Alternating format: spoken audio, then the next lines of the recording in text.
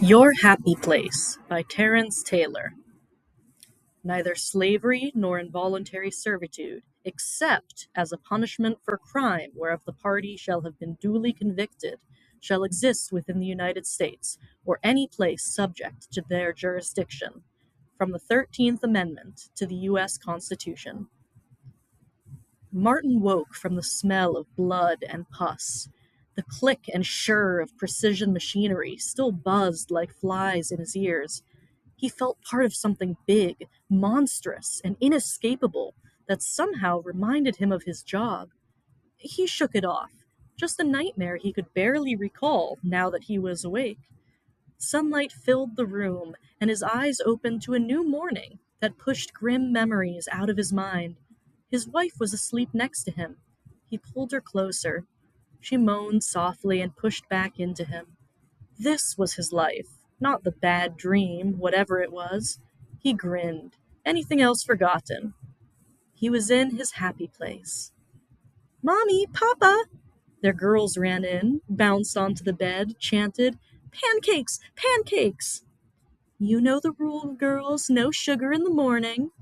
Vanessa herded them out to the bedroom door, turned back to Martin before he went to the shower. "Eat before you go." She gave him a quick peck on the cheek.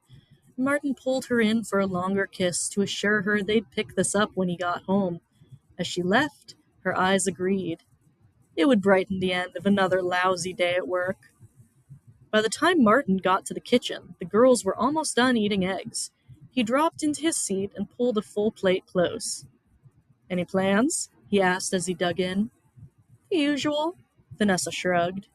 "What about you? You still going to—" She trailed off. They'd fallen asleep arguing about his decision, and he wasn't eager to start again.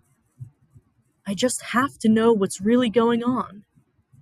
"Why risk everything by sticking your nose where you shouldn't? Maybe there's a good reason they don't want you to know." "Never good reasons for secrets." She was against anything that rocked the boat. They had a good thing here, and he got that, but how could he protect his family, keep them safe, without knowing what the prison really was? They'd said the facility was built to test a new reform project. He understood they had to keep everything confidential until they got results, filed their patents. But they hid more than their methods. Everything in him said he should keep his mouth shut, keep his head low, collect his paycheck. Everything but his conscience. His daily duties were simple. Shuttle prisoners back and forth from their cells to rooms downstairs, where they were connected to machines that fed new memories into their brains. The process gave them work skills for life after they served their time. He didn't know how it worked, and wouldn't have understood it even if anyone had bothered to explain it to him. All he knew was that this was the last test of a radical experiment in prison reform. All the prisoners here had volunteered for the process to reduce their time, like him. Martin was serving 10 years for dealing pot, a non-violent felony that had qualified him for work release instead of the treatment. Faced with 8 more inside, he applied. They sold it well. If the process worked, prisoners got skills it would otherwise take years to master, from laying carpet to legal aid, all learned while they slept. Society got back more productive members. Even prisoners who didn't take to the classes left with the benefits of long-term study. Martin got a steady job and a home for his family. It seemed like a dream come true. Except that after a few months, Martin notices that not all the prisoners he took down made it back to their cells. Some he saw the next day, some never again. Once he noticed, he couldn't stop seeing more and more about the prison that seemed wrong. He'd been told not to engage prisoners verbally, except to direct their movement. His charges never said much after their first session anyway, just followed orders silently, eyes blank, as if they suddenly had brain damage. When he asked one of the white coats about it, they shrugged it off as a temporary side effect. That made him wonder what really happened down there. And the more he wondered, the more he needed to know. "I'm for class," Martin said, and didn't expect a response. He opened the cell, and the prisoner inside stepped out. "What they teaching you down there, bro?" The man was smaller than he was, older, Latino. He looked up at Martin for a moment, as if unsure what was expected, then back to the floor. He shuffled down the hall. Martin sighed and followed. If Vanessa could see this, he thought, she'd understand why he had to dig up the truth. The day went quickly. After Martin made his last trip of the morning, he took lunch. There was a staff cafeteria on site, industrial green, chilly, with low lighting, but it saved workers the trouble of going out for food. It also kept locals from asking too many questions about what went on in here. He found an empty seat. After he sat down, a chubby, slightly grubby white guy in his 40s in a smudged lab coat stopped across the table from him. He grinned down at Martin, shyly hesitant. "Mind if I join you? I usually eat at my desk, and you're the only familiar face here." Martin squinted up, dubious. He didn't talk to his coworkers much, but if this white coat worked in the lab, he might have answers to some questions about what happened there. He nodded. The man dropped into a chair with obvious relief. "So, how do I know you?" The man looked surprised, then laughed. "Sorry, I work downstairs." He laughed nervously. "Sometimes I forget that people I watch on my monitors don't see me. You bring subjects in every day, so I see you all the time, but, just now realizing you've never seen me. Sorry. Name's Wexler. Hal. Dr. Hal, I guess. Sorry." "You don't have to keep saying that." "Of course not. Sorry." He chuckled nervously. "Not good around people. Too much time in the lab, am I right?" "So you work downstairs? On the process?" "Well, technically, He fidgeted, leaned forward to whisper. "I run it." Pay dirt. This guy seemed so desperate to be liked, he just might answer anything. All Martin had to do was string him along. He'd learned that much in prison. "So you know what it does? How it works?" "It's my system. Took years to get to this stage." He giggled. "Still a few bugs, but the most important things this study's given us is proof of the concept." "So you train people in their sleep to do new jobs, right?" Oversimplification, but basically, yes. I designed the hardware and software for a BCI system that connects directly to the senses, muscle, and memory. We record brain waves as someone does a task, put that recording in someone else, and voila! New, but experienced abilities. BCI? Brain computer interface. Connects machines to human brains to store data and control their bodies like hardware. Control. Wexler waggled his fingers. No point teaching a brain how to play piano if the arms and hands don't know the sensations or movements to do it right. The process trains both mind and body. Damn, you could put schools out of business. Wexler tittered, nervous again. No, it's not for general use. Real people still need to know how to learn. The process is a shortcut for a specific subset of the population. So I bring them downstairs and they get hooked to your machine? What then? Some guys I never see again. Martin asked as casually as possible, kept his eyes on his plate. Back to Gen Pop to see how well the training sticks. Most work in prisons is done by incarcerated labor, so mostly we teach base level skills. Clearing, food prep, light maintenance from plumbing to electrical. We just improve the quality. That left one last question. What's at the other end of the hall? Huh? Mumbled Wexler, mouth full. Other end? I take subjects to a door at one end of a long hall, but there's another side where I never go. Oh, gotcha. Well, I'm in there, so my office, operations, equipments, servers, stuff like that. Just that I've seen some of my guys taken there by another crew. Wondered if it was other classes or whatever. Figured you'd know. Oh, testing, most likely, Wexler blurted. After training, we need to confirm it took. He looked as evasive as he sounded. Most likely? He's in charge and that's the best he can do? So they Do what you taught them to make sure they got it right, like mopping floors and frying chicken? Something like that. Wexler stood up, plate empty. Martin's was still full, his appetite low. Anyway, back to work. No rest for the. Well, no rest. For the wicked? That's how Martin remembered it. They went to drop off their trays. Whatever Martin wanted to know was on the other side of the door at the other end of the hall.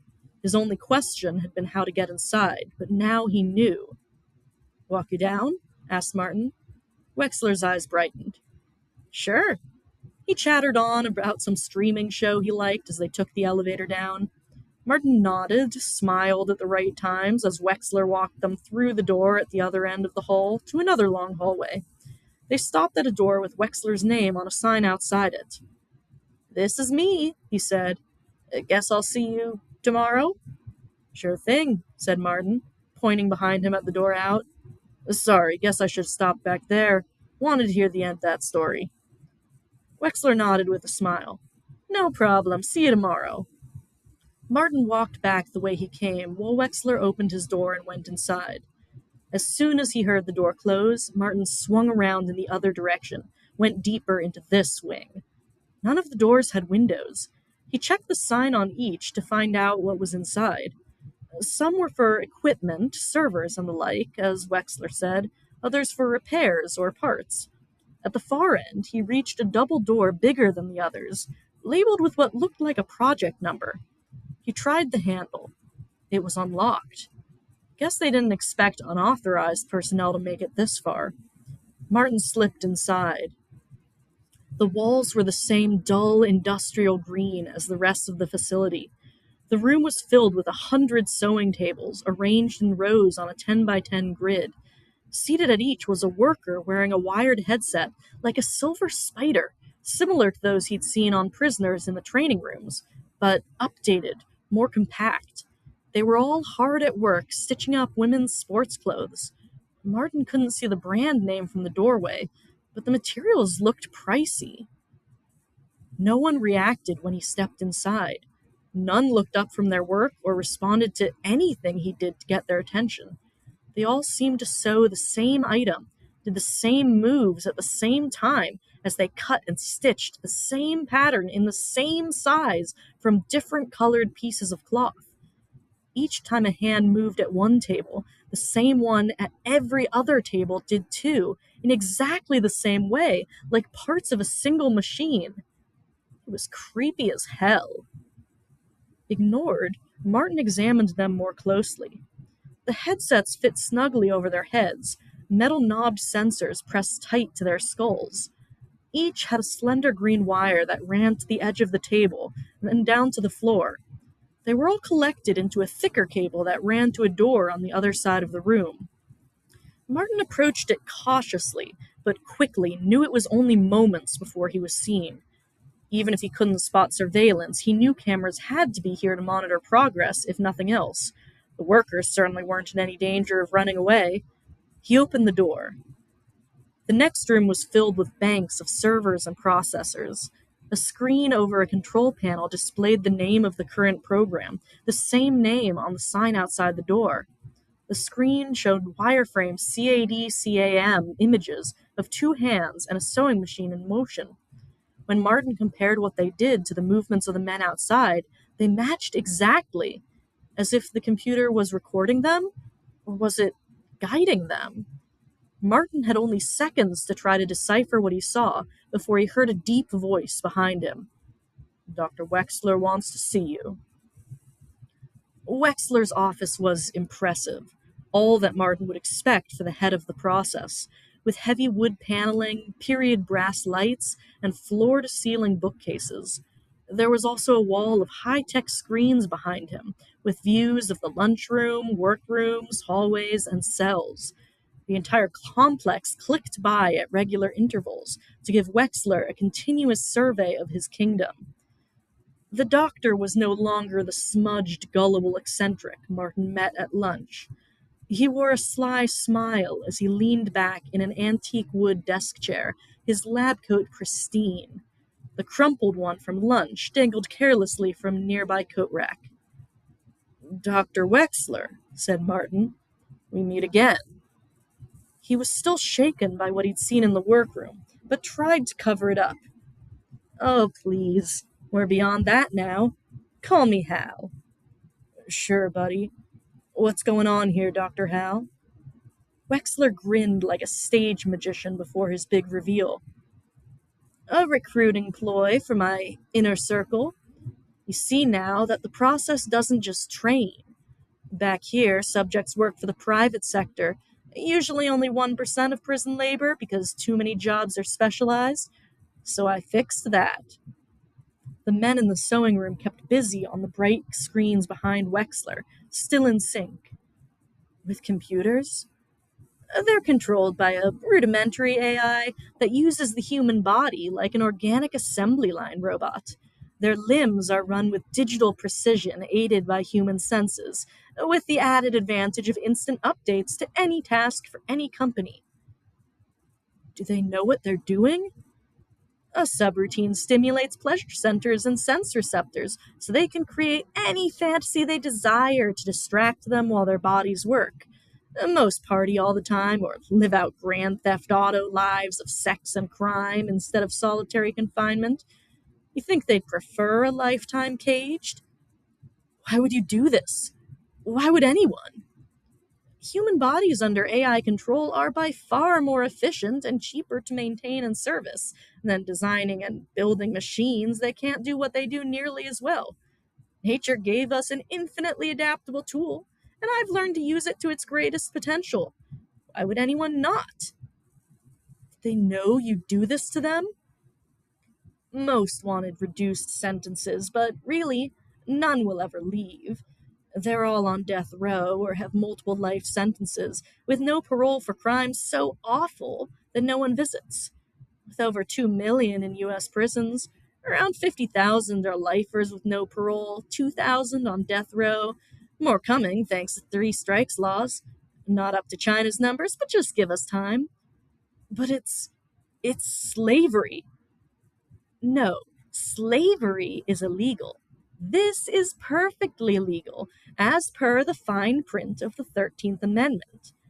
Involuntary servitude was abolished except as punishment for crime whereof the party shall have been duly convicted. If this works, it can be rolled out in all our facilities to provide income to lobby for more private prisons, more convictions, more labor. The process brings jobs back to America, turns a lifelong tax drain into a valuable resource to return some of what they've taken from us. That's crazy, man. Monstrous.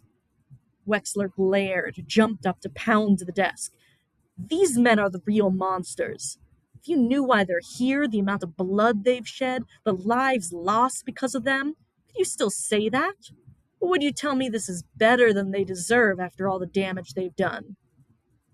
Martin shook his head as he stared at the screens, confused, watched as the men mindlessly folded each completed garment onto a bin beside them, and then as one for fresh cloth to begin again. Despite himself, he could almost consider that the doctor had a possible point. No one got a death sentence without a reason, and lifers without parole, could you even call that a life? He shuddered. That still didn't justify what he'd seen. Wexler sat back down, calmer. Now you know the game. I always need new recruits for this sector. That's why I approached you, to see how you reacted to the truth. You can keep your current situation, stay where you are on board and nothing changes, or reject it all. Live on the other side of the bars for the next 8 years. Wexler swung towards his monitors, done with him. Go home, sleep on it. When he got home, Martin asked a neighbor to watch the girls while he took his wife out to a nearby park to talk, in case the house was bugged. He'd already said enough at home to make the company suspicious. No need to risk making matters worse. Martin explained everything. She was just as horrified as he was at what he'd learned, and agreed that they now had to be whistleblowers, no matter what happened to them. The next day, Martin told Wexler he was on board. While he worked as part of Wexler's A-team, Vanessa took the girls to the children's library and anonymously searched online for reporters who'd written about prison reform. She sent them everything Martin knew and urged them to investigate. Some emailed back, asked for proof, sent hidden cameras and pens and eyeglasses for him to get evidence. Now that Martin was trusted, he had increased duties in the labor wing with freer access to get plenty. He recorded video of workers as they moved mechanically through 12-hour shifts without breaks and screens of the computers that controlled them. What they worked on changed from day to day, but Martin was sure to get pictures of any brand names that went through the system. That was what made it a bigger story. Major companies scrambled to distance themselves as soon as reporters started calling them with questions about the process, denied knowing any details of how their products were made. As they rapidly canceled contracts and released statements condemning it to save their public images, Wexler was left to hang alone. Once the stories broke, with so much chilling footage of the workroom and computer banks, his crimes were impossible to deny. After Wexler was arrested, Jon Stewart did a special about it, interviewed prisoners freed from the program. Martin and Vanessa were guests too, invited to explain why it was worth it to them to lose everything to expose the process. Once the project ended, they had to leave their apartment, but someone who saw the show offered them a new home at affordable rent. Others offered jobs, calling them heroes.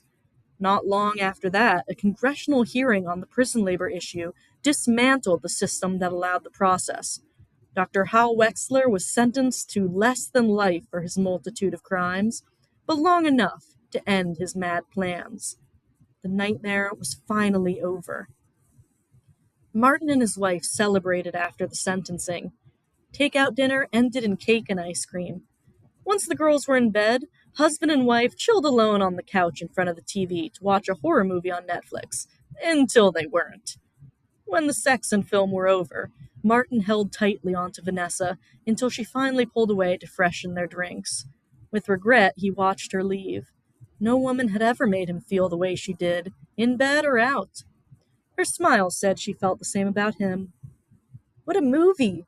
But I hate it when they keep going after the good guys win. Vanessa laughed as she disappeared into the kitchen. It always means it's not over. What? He asked. She replied softly from inside. It's how I felt since we left court. Like we're not done yet, and the worst is to come. What was that? He asked, too loudly. Martin winced, sat up, and waited for her to remind him that their daughters were asleep. Nothing. Baby? Vanessa didn't answer. What did you say? He walked to the kitchen. Empty. He stayed calm, hurried to their room. Did she go to check on the girls without him seeing her? But the girls were gone, both beds bared, and no sign of Vanessa. Desperate now, Martin raced through the apartment to look for them, but they were nowhere to be found. He dropped down onto the couch, head in his hands. When he looked up, the rest of the furniture in the room was gone. He leapt to his feet, and when he turned around, there was no more couch. Martin stared in shock as the walls around him faded away. Other rooms came into view beyond them as they too vanished. Then the floor, until there was nothing. A feeling so disturbing he wanted it to replace with bright white. Everything changed as soon as he had the idea. Impossible. What's happening? He screamed, his voice small in the vast emptiness. You won.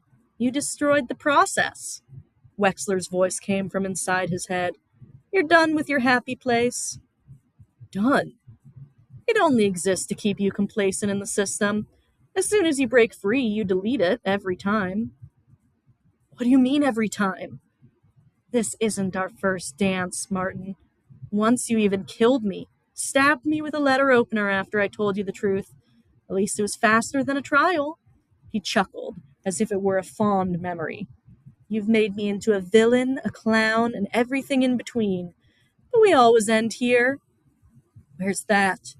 With you, free of illusion, on the brink of total recall. Me still asking why and how. This can't be real. It's crazy. If crazy's doing the same thing over and over, expecting change, Then I guess we both are. Most process subjects live satisfying fantasies, but you create a perfect life and then end it again and again by digging and digging until you get through to the truth. You can't keep me here. Can't I? Who will save you? Once you criminalize a population, it's marginalized. No one cares. They erase convicted criminals from society and their minds. Where are you? Where am I? I'm at my desk as always. You hear me because I'm plugged into your senses. No, no, this can't be real. I found out what you were doing and I busted you. You were arrested. All in your head, like your family, like my trial. Do you really think any company capable of doing everything you accused me of can't secure itself? Your mind made locks you could pick, created a system you could smash. That's what we call a bug. If you can free yourself, so can others. That's why we're here. Here? What's really happening? Where am I? Wexler didn't reply. Tell me. You won't like it. You never do. There's a reason you're put in your happy place. Without one, most subjects usually die of shock. Martin was almost unable to grasp what he'd already been told, but knew there was no going back, no way to forget what he'd already learned, and no escape from whatever lay ahead. Show me the truth. He felt his heart pound. Wexler sighed. If you insist. Everything around Martin went dark. Sadly, your version of the process was far more advanced than mine. Martin's eyes opened to a dark room. There was a hospital smell of medicine and metal. Overhead lights illuminated a long gray table with a conveyor belt down the middle. He was suspended over it at a horizontal tilt, strapped to a metal frame, legs numb. He raised his head as far as he could, the only control he still had over his body, and saw a man across from him being nourished by a clear feeding tube down his throat. Martin felt one in his own arm. Other hoses carried away waste, and lines from dangling IV bags ran to a catheter in the man's chest. Antibiotics? Martin thought. Sedatives? Both? A bundle of worn, multicolored wires ran down to the top of the man's head, insulated in his skull. Pus oozed from infections at their bases. Blood seeped from broken seals, dripped to the floor. It looked messy and permanent. The man's arms hung down, dry hands busy as they assembled a cell phone from parts in a basket, used a small drill and powered screwdriver faster than any human unassisted AI. The conveyor belt carried away the finished phone. He picked up parts from the basket to begin again. Martin looked down, saw that he did the same thing at the same time. He peered as far as he could to see no end to the bodies on either side of him. More rows behind the men across, likely more behind him. Who knew how many? For so long. Martin screamed. No, this can't be right. I didn't do anything bad enough for this. His hands never stopped, assembled phones as he protested. Didn't you?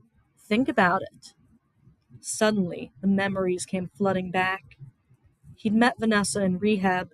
They'd fallen in love, married, and despite all odds, made a family. Years later, the pandemic cost them their lives. After they lost their apartment and were homeless, old ways to numb pain returned all too easily. Heroin, fentanyl, crystal meth, they got less picky over time. Then came their last day together. He'd hustled change all day for enough to bring back a couple of Happy Meals for kids and a Subway footlong for him and Vanessa. As soon as Martin slipped into the abandoned squat they shared with other junkies, he felt something wrong. There was no one on the stained mattress in their room. He raced into the ruined bedrooms next door. Vanessa was inside, under a pile of dirty blankets, huddled in the cracked tub, still high. He didn't see their daughters. Where are the girls? He asked. She sobbed. People came to take them away. I had to hide them. Her dark brown eyes, once so soft and loving, were wide with terror. The voice that used to cry out his name in passion was now shrill, on the edge of hysteria. Where are they, baby? She mumbled as if she hadn't heard. They were asleep, but kept making noise, sniffles, moans. I was so afraid of losing them. I had to keep them quiet. What else could I do? She screamed. I had to keep them quiet. That's when Martin saw that she wasn't alone in the blankets. He stepped closer, reached out as she clawed at him, afraid of what he'd find, but pushed that fear away with all his heart. Vanessa pulled the ragged bundles closer as she keened like a banshee, tried to fight him off. A tiny hand flopped out from hiding, pale, and finally silent forever. He pulled the covers away to see blank eyes, two empty heads on the pillows she'd used to quiet them. Martin was on her before he knew what he was doing. His hands gripped her throat. He forgot she was as much a victim as their children, choked off her air along with any cry for help. By the time he realized what he'd done, it was too late to take it back. Martin's grief led him to OD with the last of their stash, a fate he thought fitting. Drugs had taken his family away from him, and now would reunite them. But someone found them too soon and called 911. Martin survived, confessed to killing them all, and was eventually sentenced to life without parole. No one would ever know what Vanessa did. He'd kept her secret all this time, and would keep it to the grave if he ever got one. It was all he could still do to protect his family. Martin wailed, lost. Whatever you remember, you know the dream is better, said Wexler in his head. I offer you a taste of heaven in this hell, but you throw it away every time. You're the only subject who created a fantasy of the process designed for you to escape it. I need to know why. Martin was silent, numb. Even if Wexler's Wonderland eased the pain, it couldn't purge the guilt. He didn't deserve to forget that he didn't save his family from the life that killed them. Not even the real truth was penalty enough. His punishment was reliving his loss over and over, no matter how many times it was suppressed. If Wexler, not knowing that, messed up the data he needed to approve the process, it was a side benefit. Martin would stay quiet forever, his only way to punish Wexler. He would never know why and never succeed. Nothing? Well, then all I can do is reset the system. You get your old life back. Fight your way out again, and I'll do my best to find and fix the bug. Martin wept. Just let me join my family. Sorry, but we're too heavily invested. You repeat this until it works so the process can go national, then global. If I succeed, you keep your personal paradise. If not, we repeat this until you do. Wexler's voice brightened. Either way, eventually it's a win-win for both of us, right? Martin wakes from the smell of blood and pus. He shakes off a nightmare he can barely recall now that he's awake. His wife's asleep next to him. This is his life, not the bad dream, whatever it was. He grins, anything else forgotten. He's in his happy place.